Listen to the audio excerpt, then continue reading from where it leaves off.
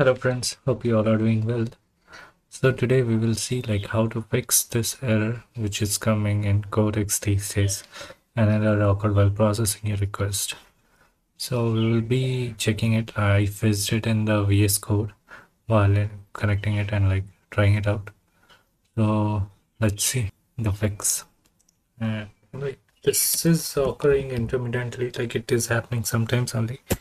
It's not very so I cannot say it's very frequent or it's for sure it will be showing up. So let's see if it shows up this time. Okay, I have a code base. Okay, this time it won't be showing the error because it is able to proceed. Alright, let's finish once.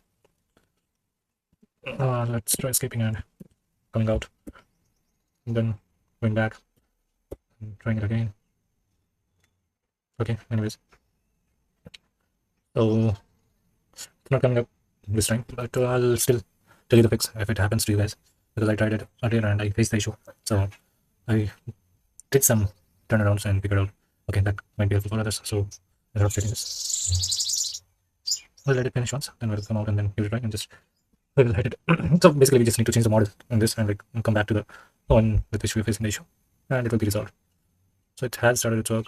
It's working and going through, showing up the details. Okay, still reading that. Okay, 1 2 3 4 5 6 7. All right, I'm all done. Okay, done. Good. Okay, let me exit here. All right, now yeah, I'll let you know the fix. Not sure if it is going to show me the error this time again. Let's see. Okay, it's not going to have it.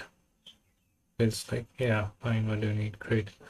So to fix it, you just need to click on some model, switch to any model, and again, put a question, see,